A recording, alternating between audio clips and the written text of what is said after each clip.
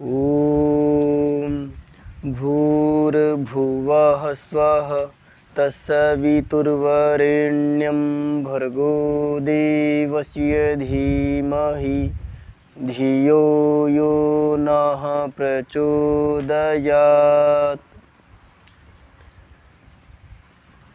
आदर व सम्मान के योग्य जज साहब, धर्मनिष्ठ प्रिंसिपल साहब, देवी जी, गुरुकुल के सभी शिक्षकगण, हाकम जी, सभी ब्रह्मचारीगण,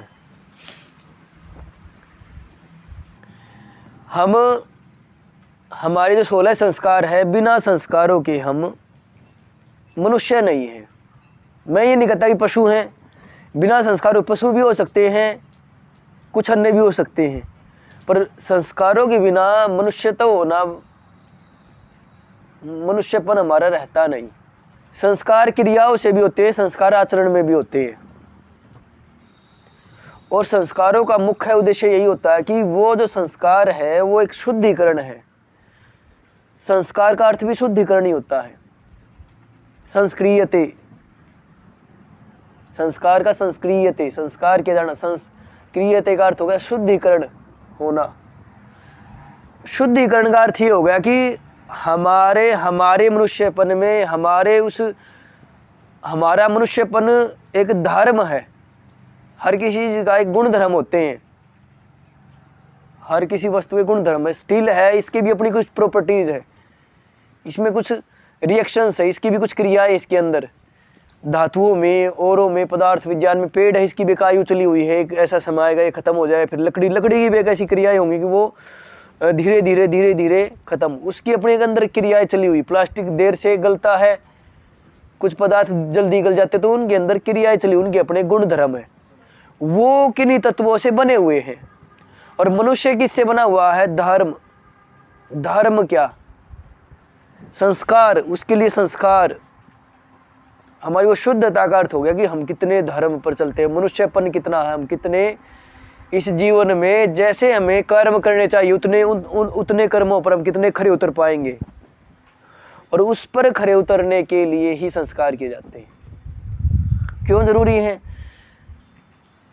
वैसे देखो, स्कूलों में भी ज्ञान मिल रहा है, यहाँ गुरुकुलों में भी ज्ञान मिल रहा है।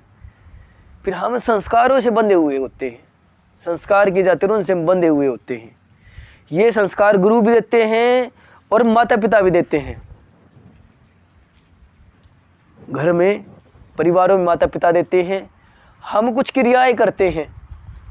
संस्कार बिना आज समाज में ऐसा भी देखे जाते हैं, बड़े अच्छे व्यक्ति होते, बड़े अच्छे कार्य कर रहे होते, उनके कोई संस्कार नहीं हुआ, लेकिन उनको भी एक क्रिया और एक उपदेश रूप में माता पिता गुरुओं से कुछ ऐसा उपदेश रहा होगा, वो भी संस्कार आए हैं, वो आचरण ठीक हुआ है। हम क्रियाओं से बंधे हुए हैं, हम क्रिया भी करते साथ में, बस ये अंतर है एक। उसमें उसको हम विशेष बनाते हैं, उसको विशेष अवसर बनाते हैं। हम फिर नियम बनाते हैं, उन नियमों से बांधते हैं, देखो ये नियम है। अब कईयों का जो संस्कार हुआ है, और या तो लगभग सभी का व्रत किया होगा, व्रत रहे होंगे। मुझे मेरा संस्कार याद है, गुरुकुल कालवा में जब आचार्य जी ने वेदारंभ संस्कार और उपनयन संस्कार करवाया तो 3 दिन का व्रत करवाया था। और ब्राह्मण का जो व्रत होता है वो दुग्ध के साथ होता है, दुग्ध पान ही केवल कर सकते हैं, अन्य कुछ ग्रहण नहीं कर सकते। तो 3 दिन दूध में रहे थे। फिर मैंने जिस दिन संस्कार उसके बाद प्रसन्न किया, प्रेरणा की आचार्य जी ने, बड़ी हमें भी बड़ी प्रेरणा हुई कि ये एक ऐसा मार्ग मिल गया है कि हम मनुष्यता नहीं छोड़नी अपनी। वेद ने जैसा उपदेश करेगा, वेद पर ही, वेद के अनुसार कार्य करने जीवन में। तो मैंने बाद में पूछा, वहाँ उपदेश हुआ, तो आचार्य जी हमें यज्ञोपवीत संस्कार तो आपके पास आते भी हैं, यज्ञोपवीत लेते हैं, वो आपने उनको भी दे दिया, हमें 3 दिन व्रती रखा, तो ऐसे क्यों? तो उन्होंने उस समय कहा, जिनका यज्ञोपवीत ऐसे ही हो जाता है तो ऐसे ही उतर जाता है, और जो कुछ तप करते हैं उसके लिए वहाँ वो उसको धारण करने के लिए भी, धारण करने के बाद भी तप ही करेंगे, वो उतरने नहीं देंगे। जिन्होंने उसके लिए उसका महत्व समझा कि हमने 3 दिन व्रत किया इस यज्ञोपवीत के लेने के लिए, तब ये मिला है, ऐसे नहीं मिला है। इसके लिए 3 दिन व्रत ही रखा गया है, उसके लिए हमने विचार किया होगा वो यज्ञोपवीत संस्कार होना 3 दिन बाद। तो आपका भी एक दिन आपका व्रत किया गया, आपके भी मन में विचार आए हुए कि अगले दिन हमारा यज्ञोपवीत संस्कार होगा, जनेऊ धारण करवाया जाएगा, और वैसी वैसी हमें फिर वैसे ही नहीं उतरना चाहिए, उसके लिए तप किया है, ऐसे ही नहीं उतर जाना चाहिए, उतरना ही नहीं चाहिए। ठीक बात तो ये है। फिर ये बात सारी जो बता रहा हूँ मैं, हम इसको क्रियाएं करते साथ में। संस्कार तो बाहर भी मिलते हैं, लेकिन हम क्या करते हैं, क्रियाएं, और क्रियाओं से हम दृढ़ता से बन जाते हैं। कभी कोई ऐसा अवसर आ जाए कि हम टिके ना रह पाए, अधर्म की ओर झुकने लग जाएं, तो हमारे ये जो आज बांध रहे हैं, दृढ़ता से बांध रहे, उस समय बंधे रहेंगे, हम इस पथ से विचलित नहीं होंगे। उस दृढ़ता से बांधने के लिए संस्कार किए जाते हैं कि हमारा वो शुद्धिकरण हो गया, कोई अशुद्धि ना आ जाए, किसी समय में कालखंड में अशुद्धि ना आ जाए। हम बाहर भी ज्ञान, देखो इंस्टीट्यूट बहुत हैं, घर पे बैठ के पढ़ रहे हैं, हम गुरुकुल में आकर के गुरुकुल में आते हैं, फिर पढ़ते हैं।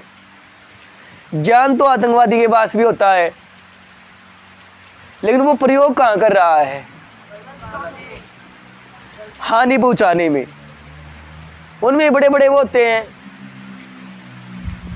इंजीनियर्स कह लो, डॉक्टर्स कह लो, एक विद्या तो उनके पास है, लेकिन वो संस्कारित नहीं है, वो मनुष्यपन के कार्य नहीं कर रहे, उसका प्रयोग क्या कर रहे हैं, हानि पहुंचाने में कर रहे हैं। हमारी देखो ये बात समझने की है, सृष्टि के आरंभ में कोई मनुष्य आया, जन्म हुआ, 4 ऋषियों का जन्म हुआ, वहाँ से लेकर के अब तक, और जब अंत होगा तब तक। सुनो ये बात, सृष्टि के आरंभ से लेकर के 4 ऋषि हुए, जब से लेकर के अब तक, आज हम बैठे जिस कालखंड में, जिस स्थान पर, इस पृथ्वी के जिस स्थान पर, अन्य स्थानों पे भी आज ये जो भी संस्कार हो रहा होगा, स्थानों पर बैठे हुए हैं, जिस काल में ये जो समय चला हुआ है, सृष्टि आरंभ से लेकर के अब यहाँ पहुँच गए, और अंत होगा वहाँ तक। कितने गुरु आए होंगे और कितने चले गए, कितने आएंगे, और कितनों ने 4 ऋषि आए, उनसे उनका भी उपदेश हुआ, शिष्य आए, वो शिष्य गुरु बने, फिर वो भी चले गए, उन्होंने भी किसी को शिष्य बनाया, वो गुरु बने। हम आज हैं, कल आप हमारी जगह होंगे, आपका वेदारंभ संस्कार हुआ। तो ये ज्ञान एक बहता आ रहा है, इस ज्ञान को गुरु शिष्य परंपरा से सृष्टि के आरंभ से लेकर के अंत तक ज्ञान देते आ रहे हैं। हम ज्ञान बह रहा है, हम ज्ञान का आदान गुरु शिष्य परंपरा से ज्ञान दे रहे हैं, और हम इस ज्ञान को इस तरीके से दें कि वो ज्ञान किसी के लाभ के लिए हो, कभी दुरुपयोग ना करे, किसी की हानि ना पहुँचाए। ये जो संस्कार करना, यहाँ संकल्प ले कि यहाँ से हम, आज हमारा जो संस्कार हुआ वेदारंभ संस्कार, तो वेद क्या उपदेश करता है, धर्म, हम उपकार के लिए ही, परोपकार के लिए कार्य करें, और इस ज्ञान को आगे बढ़ाएं। कौन से ज्ञान को, जो दूसरों का लाभ करे, सबके लाभ के लिए हो, सिर्फ अपना ही पेट पालने के लिए नहीं हो, सबके हित के लिए हो। इस ज्ञान को ऐसे आगे बढ़ाते चले जाए। हम आज हैं, हमारी जगह कल आप होंगे, आपकी जगह कल कोई और होगा। तो ये परंपराएं चलती रहें, ये समाप्त ना हो। जिस दिन सभी स्वार्थी हो गए, वो दिन बड़ा बुरा दिन होगा। सभी स्वार्थी हो गए, इस संसार के लिए बहुत बुरा दिन हो जाएगा। और जिस दिन सभी एक दूसरे भले काम करें, वो दिन बड़ा अच्छा दिन होगा इस संसार के लिए। तो हमारी जो विद्याएं हो वो सबके हित के लिए हो, ऐसा पढ़ लें। और उन्हीं विद्याओं में एक अंश जज साहब ने रखा, स्वभाव, गुण कर्म स्वभाव। मनुष्य 3 चीज़ों से बना हुआ, गुण कर्म स्वभाव। स्वामी दयानंद भी बार बार कहते हैं। तो स्वभाव, इन्हीं शिक्षाओं में हमारे ज्ञान है जो सबके लाभ के लिए, उन्हीं में एक शिक्षा स्वभाव अच्छा हो हमारा, जिसके ऊपर बड़ा अच्छा जज साहब ने रखा। तो आप जो भी सीखें सबके लाभ के लिए हो। यहाँ बैठे रहना ये भी एक तप का काम है। कि आपको एक ऐसा उपदेश मिलेगा, ऐसी बातें सुनने के लिए मिलेगी जिससे आपका जीवन बदलेगा। और उसके लिए आपको बैठ के तपना था, उस बात को टिके रह करके सुनना था, क्योंकि वो आपके लाभ के लिए थी। और आप टिक नहीं पा रहे, आप परेशान हो गए, आपको थोड़ी भूख लग गई या बारिश हो रही है, कोई हवा बहने लग गई और आप टिक नहीं पा रहे, वो जो लाभ आपको मिलना था उस लाभ को लेने के लिए तपना था। थोड़ा जीवन में तप चाहिए, तो तप नहीं कर पा रहे, तो फिर क्या लाभ ले पाओगे? तो लाभ लेना है इन शिक्षाओं का तो तपना पड़ेगा। कुछ भी समस्याएं बर्दाश्त करो, पर वो जो लाभ के लिए आ रहा है उसको ले लो, उसको ग्रहण कर लो, उसको धारण कर लो जीवन में। उसको धारण करने के लिए, उसको ग्रहण करने के लिए तपना पड़ेगा। कोई समस्या है वो एक तरफ करो, तो आपको यहाँ ठीक बैठना चाहिए। यही संस्कार है, शुद्धिकरण हो गया, आप मनुष्य बन गए, आप ठीक चीज़ के लिए टिकने लग गए। तो टिकना आना चाहिए, ऐसा जीवन बना लो। तो आज से, अब से ये जो संस्कार हुआ, देखो ईश्वर की कृपा है, विशेष सामग्री डली होंगी। हालांकि कल भी बारिश आई थी, हो सकता है इसका ही महत्व हो। ईश्वर ने बड़ा उत्तम मौसम बना दिया है। 2-3 दिन पहले देखो कितनी गर्मी थी, तब इतना बैठना पड़ जाता। तो ईश्वर का धन्यवाद करो कि हमारी क्रियाएं कितनी अच्छी हुई है। बड़े सुंदर प्राकृतिक वातावरण में आपको उपदेश मिले, ईश्वर का आशीर्वाद मिला होगा, ऐसा महसूस करो, ऐसी प्रेरणा लेकर के आओ और अपने जीवन को वैसा ही बना दो, वैसा जीवन रह जाए। ईश्वर की, गुरुओं की प्रेरणा बनी रहे, आशीर्वाद बना रहे और जीवन साफ सुथरा बना रहे। हर दिन पता नहीं कितने मर रहे हैं, पर वो क्या साथ लेके जा रहे हैं, अच्छे कर्म या बुरे कर्म, विचार करने की बात। किसी को मरता हुआ देखो, सोचना वो क्या ले साथ लेके गया। हम भी एक दिन ऐसे चले जाएंगे तो क्या साथ लेके जाएं। तो ये ज्ञान जैसा होगा वैसे ही कर्म होंगे। तो ये ज्ञान जो यहाँ पर लेना है, तपना है, उसके लिए ठीक रहे, तपो और ईश्वर का और गुरुओं का आशीर्वाद बना रहे। ऐसी आज से प्रेरणा लेंगे और ऐसे कार्य करेंगे। इति ओम।